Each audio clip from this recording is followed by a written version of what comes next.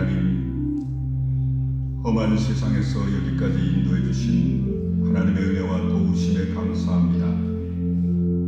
인생의 가치와 기쁨은 하나님께만 있음을 알면서도 세상 유혹과 욕심에 정신없이 살다 왔음을 고백합니다. 하나님의 사람으로 살아야 함에도 하나님 말씀대로 살지 못했고 그 말씀 증거하지도 못했음을 용서하옵소서. 하나님이 주시는 평안과 만족을 누리지 못하고 육신의 만족을 위해서만 살다 왔음을 고백합니다. 일용할 양식으로 채우시는 하나님의 손길에 만족하지 못하고 헛된 욕심과 염려와 걱정에 감사하며 기뻐하지 못했음을 용서하옵소서. 하나님 자녀로서 풍성한 삶을 살지 못했고 돈과 명예와 권력에 눈이 멀어 하나님께서 주시는 것으로 만족하지 못하고 세상이 주는 것에 마음이 빼앗겼던 어리석음을 용서하옵소서. 나만 위해 기도했고 신앙생활했음을 용서하옵소서. 하나님 나라를 위해 내 욕심을 버리지 못했음을 용서하옵소서. 이기적이고 기복적인 신앙, 땅의 축복만을 위한 기도, 욕심으로 가득 채워진 모습들을 고백하오니 용서하옵소서. 예수님보다는 내가 더 소중했고 교회보다는 언제나 내 일이 먼저였으며 직분자답기보다는 세상적인 생각과 판단이 앞섰음을 용서해 주옵소서. 그래서 오늘도 우리를 부르셨사오니 허물과 어리석은 뿐임을 용서하시고 하나님의 사람으로서 부끄러움이 없는 우리 성도들 되게 해 주옵소서. 우리의 교만함을 내려놓습니다. 나의 아집과 어리석은 판단을 겸손하게 고백하오니 주여 우리를 용서하시고 축복하옵소서. 예수 그리스도 이름으로 간절히 기도하옵나이다. 아멘.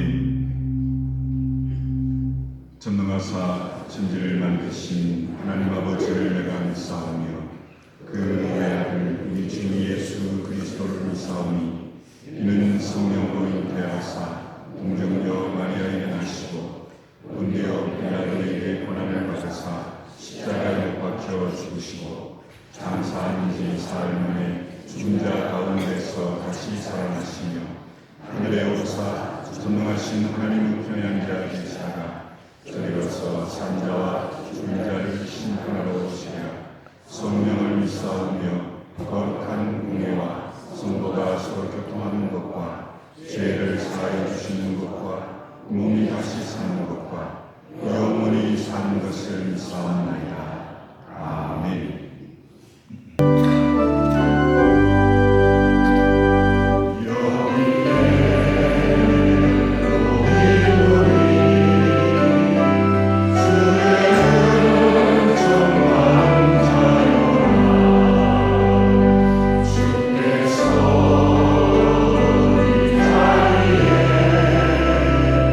함께 계시느라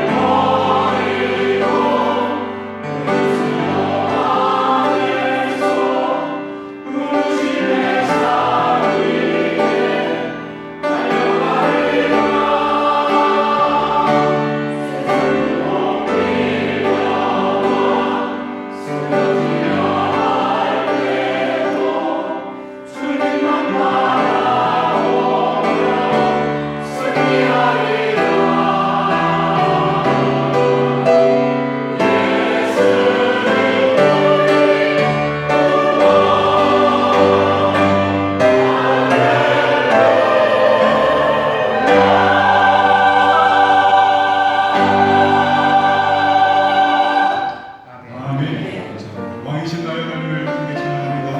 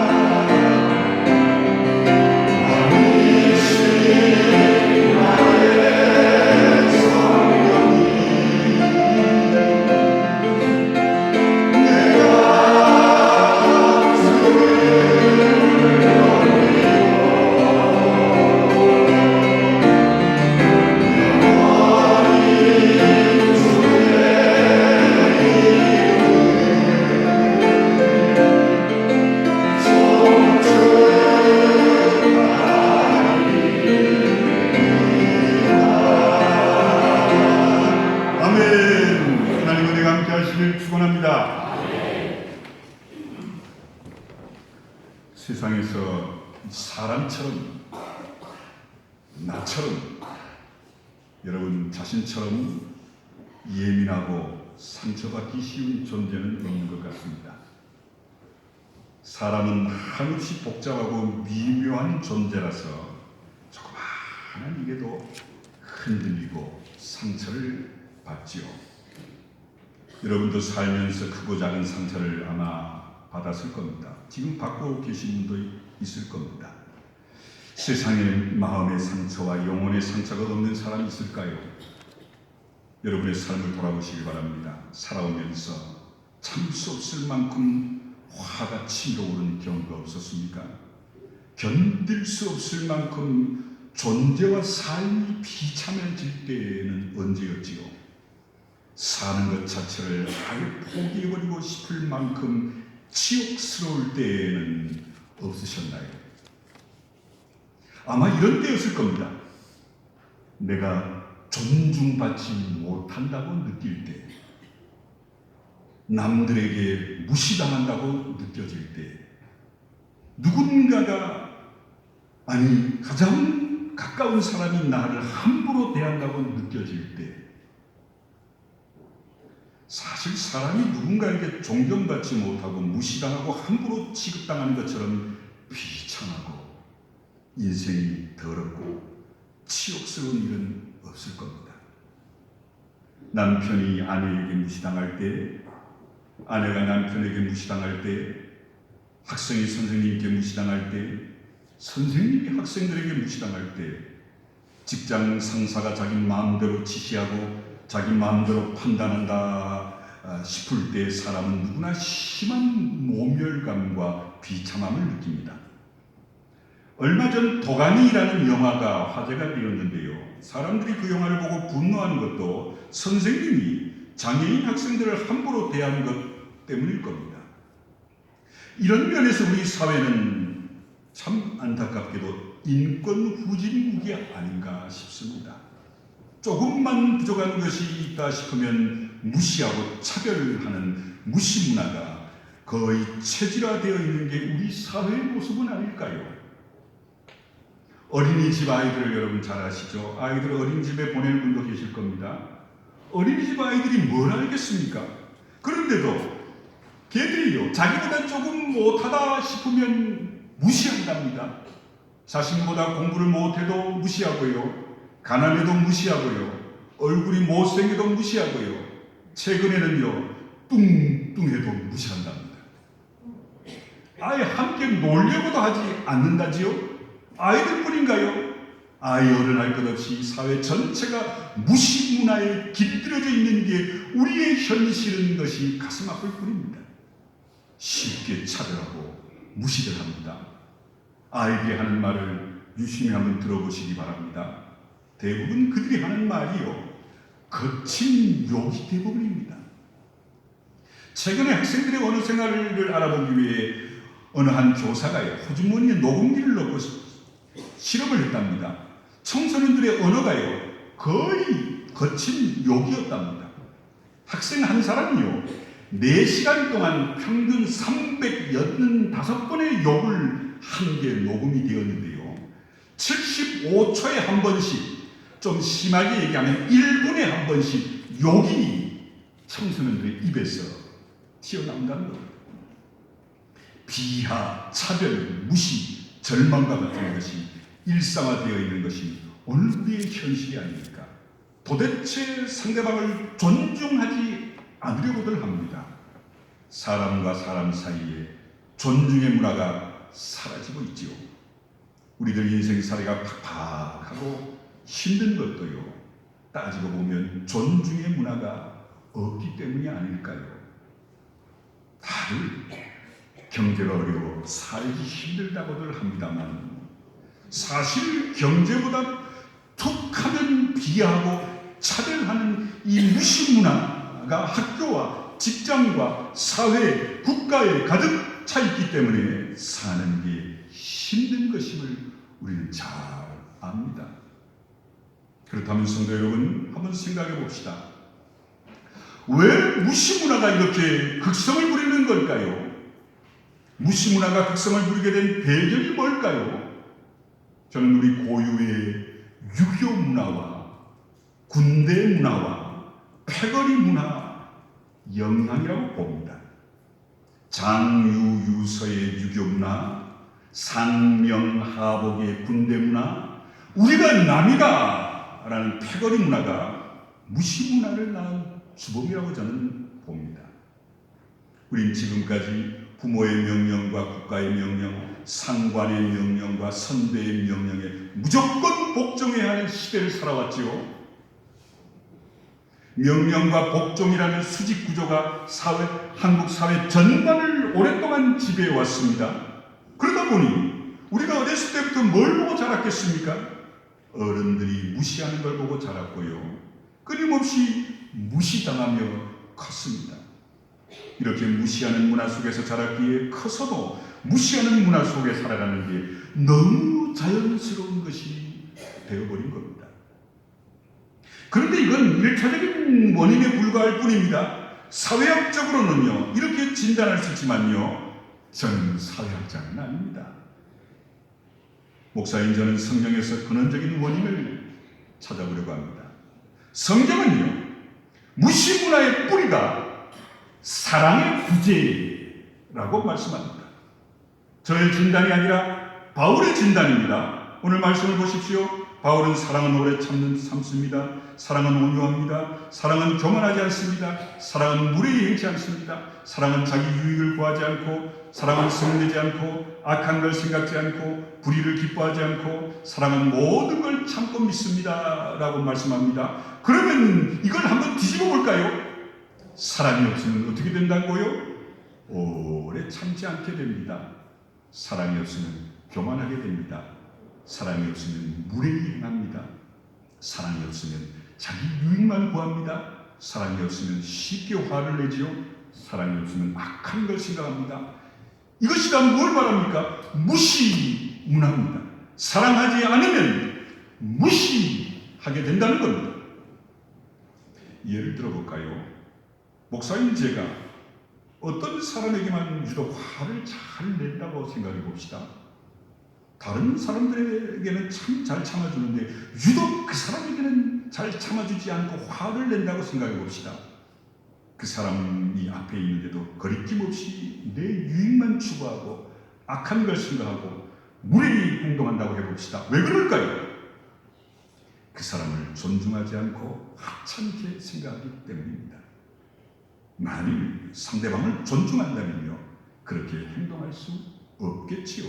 쉽게 화내지 않을 게 분명합니다. 상대방을 존중한다면 쉽게 약속을 어기지 않을 겁니다. 상대방을 존중한다면 무례히 행할 수 없을 겁니다. 상대방을 존중한다면요, 대놓고 내 유익을 요구하지도 않을 겁니다. 내가 그 사람에게 함부로 행동하는 건 그 사람을 존중하지 않기 때문입니다. 그리고 내가 그 사람을 존중하지 않는 건 그 사람을 사랑하지 않기 때문이죠. 사랑하지 않기에 쉽게 화내고, 사랑하지 않기에 쉽게 무시하고, 사랑하지 않길 쉽게 내 유익을 구하고 사랑하지 않길 쉽게 무례히 행하는 겁니다. 정말로 그렇다면 사랑하지 않는 것, 이것이 무시 문화의 뿌리가 된다라고 보면 됩니다. 예수님은요, 율법의 대강령을 하나님을 사랑하고 내 이웃을 내 몸처럼 사랑하라 요약하셨습니다. 사랑이 하나님의 뜻의 핵심임을 말씀합니다. 바울은 사랑이 없으면 아무것도 아닙니다 라고 말합니다. 사랑이 없으면 아무 유익이 없습니다라고 말합니다. 그러면서 사랑은 오래 참고 온유하며 투기하는 자가 되지 아니하며 사랑은 자랑하지 아니하며 교만하지 아니하며 무례히 행치 아니하며 자기 유익을 구하지 아니하며 악한 것을 생각하지 않는 것이라고 정확하게 설명하고 있습니다. 이걸 한마디로 요약하면 사랑은 사람을 존중하는 것이다 입니다. 다시 말하면요, 사랑이란 사람에게 함부로 하지 않는 것입니다 라고 할 수 있습니다. 이 말이 별것 아닌 것 같습니까? 사실은 별것 아닌 게 사랑입니다. 유대인 랍비 hiller이라는 랍비에게 어느 이교도가요, 한 번은 찾아와서 이런 제안을 했답니다. 선생님, 내가 한 발로 서 있는 동안에 토라의 내용을 모두 가르쳐 준다면 유대교로 개명하겠습니다. 여러분, 한 발로 몇 분이나 서 계실 수 있겠어요? 짧으면 뭐 한 30초, 오래 한 발로 서 있다면 뭐 5분, 10분. 한마디로 유대교의 율법을, 토라를 한마디로 요약해달라는 겁니다. 쉽게 얘기하라고 요구한 겁니다. hiller이 뭐라고 대답한 줄 압니까? 당신이 당하고 싶지 않은 일을 남에게 하지 마십시오. 이게 토라 내용의 전부입니다. 나머지는 그에 대한 해설에 지나지 않으니 가서 토라를 열심히 공부하십시오. 무슨 뜻입니까? 하나님의 모든 말씀이 사실은 사람을 잘 대하라는 얘기입니다. 하나님의 말씀이 영적이기도 하고 종교적이기도 하고 심오하기도 하지만요, 모든 이야기들을 통해 하나님이 말씀하시고자 하는 건 결국 사람을 존중하라는 것입니다. 그렇습니다. 성도 여러분, 사람을 어떻게 대하는지를 보면요, 그 사람의 신앙이 어떤지를 잘 알 수 있습니다. 예배는 잘 드리는데 사람을 차별하고 함부로 대한다면요, 그 사람의 신앙은 제대로 된 신앙이라 하기 어렵습니다. 그 사람이 아무리 예배를 열심히 드릴지라도 사람을 함부로 대한다면요, 그 사람이 정말 하나님을 믿는 사람이라 의심해 봐야 합니다. 사도 요한은요, 요한일서 4장 7절 8절에서 이렇게 단호하게 말씀합니다. 사랑은 하나님께 속한 것이니 사랑하는 자마다 하나님께로 나서 하나님을 알고 사랑하지 아니하는 자는 하나님을 알지 못하나니 이는 하나님은 사랑이시니라. 여기서 요한은요, 형제를 사랑하지 않는 자는 하나님을 사랑하지 않는 자라고 잘라 말합니다. 형제 사랑이 하나님 사랑의 바로미터, 측정기가 된다는 얘기죠. 예수님도 마태복음 18장 5절 6절 이렇게 말씀하십니다. 누구든지 내 이름으로 이런 어린아이 하나를 영접하면 곧 나를 영접하는 것이다. 누구든지 나를 믿는 이 소자 중 하나를 실족해 하면 차라리 연자 맷돌을 그 목에 달리고 깊은 바다에 빠뜨리는 것이 나으니라. 동학 사상에 보면요, 인내천이라는 말이 있지요. 사람이 곧 하늘이라는 뜻이지요. 물론 성경은 사람이 곧 하늘이라고 말씀하지는 않습니다. 하지만 사람에게 하는 것이 곧 하나님께 하는 것이다 라고 말씀하므로 사람을 존중하는 것이 얼마나 중요한 일인지를 분명히 말씀하고 있습니다. 바로 이것이 성경이 말씀하는 사랑입니다. 그러니까 성경적으로 보면 사랑과 존중은 하나입니다. 여기서 한 걸음 더 들어가 볼까요? 사람을 존중한다는 게 사랑이라면 사람을 존중한다는 것과 사람을 사랑한다는 것이 뭘 말하는 걸까요? 어떻게 하는 것이 사람을 정말 존중하는 것이고 사랑하는 걸까요? 그 사람이 원하는 걸 마음껏 공급해 줘야 할까요? 그 사람이 요구하는 건 뭐든지 다 들어줘야 할까요? 끝없이 용납하고 받아주는 걸까요? 어쩌면 우린 다들 이렇게 사랑이란 이거다 생각하고 있습니다. 끝없이 들어주고 끝없이 받아주고 끝없이 퍼주는 것이야말로 정말 굉장한 사랑이라고 우리는 판단합니다. 그런데 사실은 그렇지 않습니다. 사랑은 이런 것들보다 훨씬 심오하고 근원적인 겁니다. 사랑은 사람의 자유의지와 깊이 연관되어 있습니다. 사랑은 근본적으로 나의 자유의지에서 흘러나와야 합니다. 그리고 상대방의 자유의지를 존중해 주는 게 사랑입니다. 상대방의 자유의지를 인정하고 그 자유의지를 존중해 줘야만 비로소 사랑일 수 있는 겁니다. 만일 상대방의 자유의지를 존중하지 않는다면 사랑일 수 없습니다. 상대방의 자유를 존중하지 않는 건 어떤 것도 사랑일 수 없지요. 설령 내게 있는 모든 걸 다 준다 해도, 그래서 구제한다 해도, 내 몸을 불사르게 내준다 해도 상대방의 자유의지를 존중하지 않는다면 사랑일 수 없다는 얘기입니다. 그건 사랑의 옷을 입은 폭력이지 사랑은 아닙니다. 사랑은 오직 상대방의 자유의지를 인정하고 그 자유의지를 존중해 줄 때만 사랑일 수 있다는 겁니다. 그렇습니다. 사랑은요, 먼저 내 자유의지로부터 나와야 하고 너의 자유의지를 존중해 주어야만 합니다. 이것은 절대 거부할 수 없는 사랑의 조건임을 성경은 말씀합니다. 성도 여러분, 우리는 하나님은 사랑이십니다 라는 말을 귀가 따갑게 들었습니다. 그런데 하나님은요, 어떤 분이시죠? 절대적 주권자, 전능자, 모든 것이 가능한 분이 하나님이시죠? 그런데 그런 하나님이 우리 인간을 구원하기 위해 어떻게 하셨어요? 우리에게 사랑을 증거하기 위해 어떻게 하셨습니까? 예수님을 십자가에 죽게 하셨습니다. 예수님은요, 죽을 수 없는 하나님이 인간을 대신해 십자가의 대속의 죽음을 감당하기 위해 이 땅에 죽으러 오신 하나님이 예수님이십니다. 왜? 인간의 몸을 입어야 죽을 수 있으니까.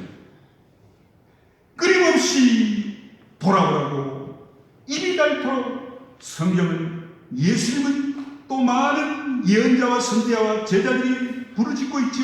그러나 한 번도 하나님은요, 사랑의 하나님이시라고 하지만 강제력을 발동하지 않으십니다.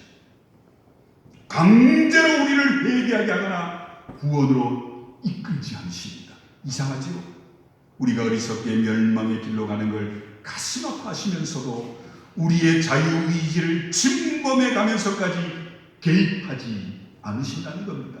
하나님은 어떤 경우에도 우리의 자유의지를 짓밟으면서 우리를 구원하지 않으십니다. 왜 그럴까요? 왜 주권자이신 하나님께서 우리의 자유의지를 침범하지 않는 걸까요? 우리의 자유의지를 짓밟는 건 사랑이 아니기 때문입니다. 우리의 자유의지를 짓밟는 건 폭력이지 사랑일 수 없기 때문입니다. 사람은요, 자유의지가 있기에 세상에서 하나뿐인 가장 소중한 존재인 겁니다. 파스칼은 사람은 생각하는 갈대라고 했지요. 그런데요, 아무리 생각하는 능력이 탁월해도요, 자유의지가 없는 인간을 한번 생각해 보십시오. 사람은요, 자유의지가 없다면요, 생각하는 기계에 불과합니다. 사람이 사람일 수 있는 건 자유의지가 있기 때문입니다. 자유의지는 사람이 사람일 수 있는 절대적인 조건임을 성경은 말씀합니다. 또 자유의지는 사람이 사랑일 수 있는 절대 조건이기도 합니다. 정말 그렇습니다. 사랑은 잘 입히고 먹이고 해주는 것보다 훨씬 심오하고 근원적인 일임을 깨달으셔야 합니다. 내 자유의지를 가지고 상대방의 자유의지를 인정해주고 존중해주는 것이 사랑의 본질임을 말씀하는 겁니다. 물론 이것이 사랑의 전부는 아닙니다.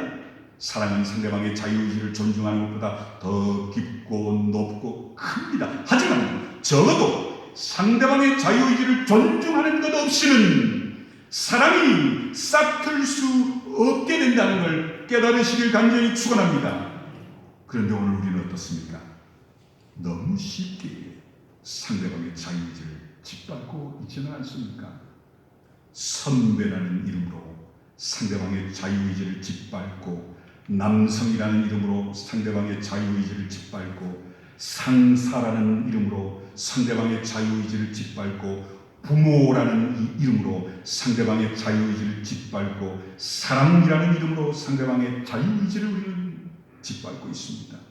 내가 널 사랑하니까, 난 선배니까, 내가 인생을 더 살았으니까, 내가 너에게 월급을 주는 사장이니까, 내가 널 낳은 부모니 무조건 시키는 대로 해야만 돼.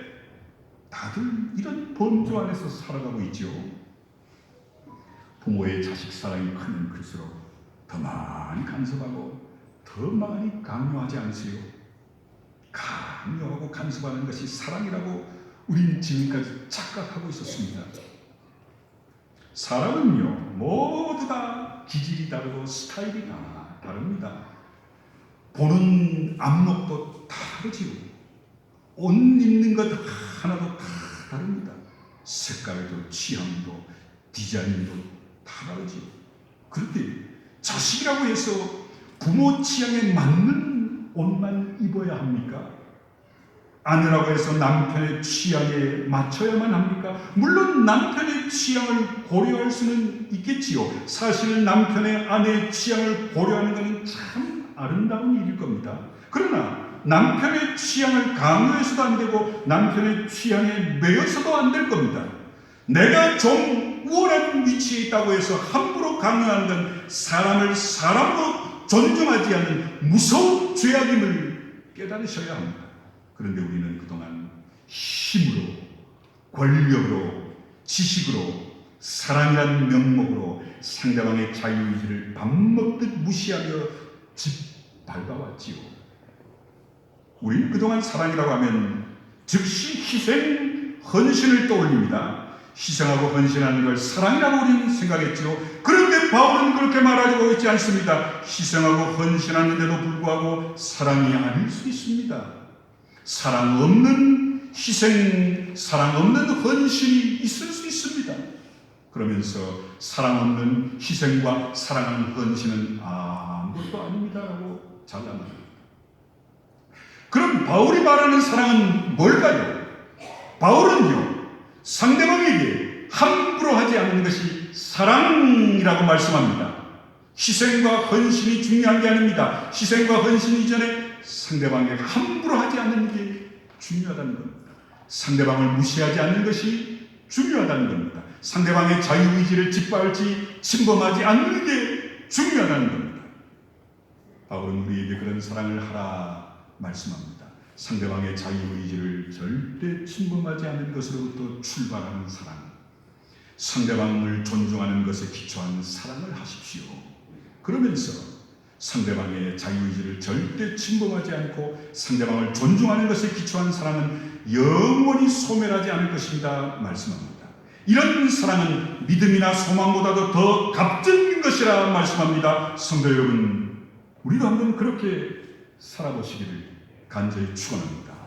정말 가슴으로 상대방을 존중하면서 살아보시길 축원합니다. 어떤 경우에도 상대방의 자유의지를 침탈하거나 꺾지 않는 그런 삶, 가정에서부터, 직장에서부터, 교회 안에서부터, 구역 안에서부터, 기관 안에서부터 내가 먼저 행하시길 간절히 축원합니다. 물론 우리 안에는 무시문화가 너무 깊이 뿌리 내리고 있어 쉽지 않을 겁니다. 위험성도 없지 않아 있습니다. 존중의 문화는요, 자칫 거칠어로 흐를 수도 있습니다. 솔직하고 정직하게 서로 다가가기보다는 적당한 거리를 유지하면서 피차 간섭하지 않는 아주 차가운 형식적 관계로 전락할 수도 있기 때문이지요. 사실입니다. 자칫하면 그렇게 되기 쉬운데요. 우리는 이렇게 되는 걸 매우 경계해야 됩니다. 저는 3년 전에 안식년을 맞아 쉬면서 서울에 급성장한 큰 교회 아내와 같이 주일날 예배드리러 간 적이 있습니다. 근데요, 10,000명 이상 수천 명이 모여 예배드리는데요, 저하고 아내가 들어가는데요, 왔는지 가는지 아무도 관심도 신경도 안 씁니다. 하기야 그 많은 사람 중에 누가 왔는지 누가 갔는지 어떻게 알겠어요? 그런데 그건 아니라고 저는 봅니다. 저는 이런 대형교회의 이런 모습을 제가 이렇게 표현하고 싶습니다. 차가운 존중의 문화, 따뜻한 존중의 문화가 아니라요, 피차 간섭하지 않는 존중의 문화, 서로 소통할 필요 없는, 서로를 인정해주는, 간섭하지 않는 존중, 이런 존중을 저는 차가운 존중의 문화라고 말씀드리고 싶습니다. 어떠세요? 왔냐? 가냐? 우리 교회도 그런 흐름이 있으면 얘기합시다. 처음 오는 성도인데, 원래 물론 목사 한 분이요, 교인 전체를 다 파악할 수 있는 건 300명 이내랍니다. 그 이상 되면 파악 못합니다. 우리 교회는 뭐 나갈 때 인사하면서 제가 처음 뵙겠습니다. 지난주에 처음 오셨는데 이번 주 또 오셨네요. 제가 이렇게 인사를 일부러 드립니다. 저도 막 정신 바짝 차립니다. 저분을 처음 본 거에 대한 관심을 그분이 갖도록 정말 애씁니다. 저만 그래서 안 되지요. 어떤 분이 그래요. 목사님, 냅둬. 이번 주에 오면 다음 주 올 때까지 냅둬. 아무 척도 하지 마. 왔다가 분위기 보고 좋으면 또 올 거고, 아니면 다른 교회 갈 건데 냅둬. 이런 분이 있어요. 이게 뭔 줄 압니까? 그의 개인적인 신앙을 존중해주고 프라이버시를 존중해주는 차가운 존중의 문화입니다. 여기엔 소통도 없고요, 존중이라는 것도 없습니다. 우리는 언제부턴가 이런 차가운 존중의 문화에 자꾸만 빠져들고 있는 걸 회개하셔야 됩니다. 하나님은요, 차가운 존중의 문화가 가득한 대형교회를 절대로 기뻐하지 않으실 겁니다. 용서하십시오. 제가 시기심 때문에 이러는 게 아닙니다. 교회가 뭔데요? 서로 존중하고 소통하고 사랑하고 관심 갖고. 제가 여러분 헤어스타일 변한 거 영락없이 알아채지요? 남편도 몰라주는데 저희도 물론 저한테 그런 당할 수도 있지만 무진 애를 씁니다. 이번 주에 오신 모습 저는 한눈에 다 기억하고요, 여러분 다음 주에 올 때 모습을 정확하게 봅니다. 신발, 양말, 바지, 치마 제 눈에 다 들어요. 이건 제가 정말 노력한 겁니다. 저는 사람 이름을 잘 못 외웁니다. 용서하십시오. 가끔 여러분 손주들 아들 이름을 제가 잘 못 외워요. 기도하면서도 자꾸 까먹어요. 그런데 하나님이 저한테 이 시간적인 이 형상을 기억하는 달란트를 주셨어요. 그래서 저는 여러분을 딱 보면 그냥 머리를 카트한 것까지도 제 눈에 다 들어요. 그 얘기하면 나가면서 깜짝 놀랐어요. 제가 왜 이런 말씀을 드리냐면, 소통과 존중과 관심의 문화가 교회 안에 넘치는 게 진정한 교회지. 왔냐? 가냐? 뭐 1,000명, 10,000명 모이는데 간들 온들. 어떤 교회는요, 우리 교회는 오지 마십시오. 설교하면 목사님이 그렇게 설교합시다. 참 세상에. 여러분 어떻게 생각하세요? 세신자 보고 우리 교회 오지 말라고. 이게 교회입니까? 이래야 됩니까, 교회가? 더 이상 우리는 뭐 수용이 불가능하다. 그렇다고 오지 말라고 대놓고 설교를 해야 됩니까, 여러분? 목사가? 참 부끄럽습니다. 저는 이 설교를 준비하면서 여러분과 함께 서로 다짐하려고 원합니다. 우리 충주교회와 구역과 기관 안에서요, 따뜻한 존중의 문화와 서로 소통하는 존중의 문화를 꽃피워 가시기를 간절히 축원합니다. 서로 소통하고요, 서로 존중할 때 예수 안에서 구역이, 기관이, 교회가 해야 할 하나님 기뻐하시는 아름다운 모습. 이런 모습으로 이 교회가 하나님 보시기에 정말 사랑이 넘치는 복된 믿음의 공동체가 되시길 간절히 축원합니다. 기도하겠습니다. 고마우신 아버지 하나님 감사합니다.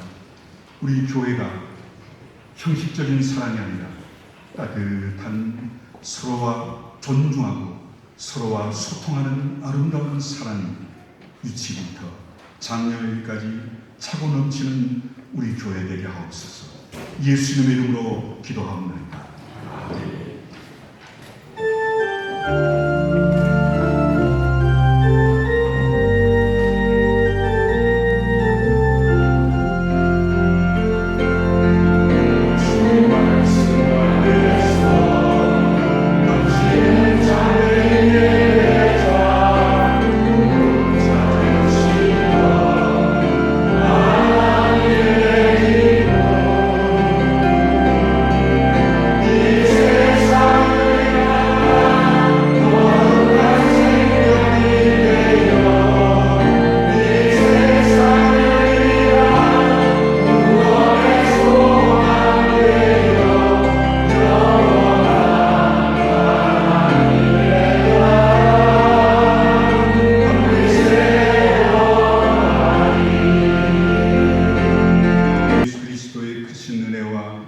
아버지 하나님의 그 놀라우신 사랑하심과 성령의 함께하심이 우리 서로 소통하고 서로 존중해주는 아름다운 사랑의 모습이 유치부로부터 장년의 일까지 또 구역과 기관에 차고 넘치는 우리 교회 되게 주옵시기를 간절히 축원하옵나이다. 아멘.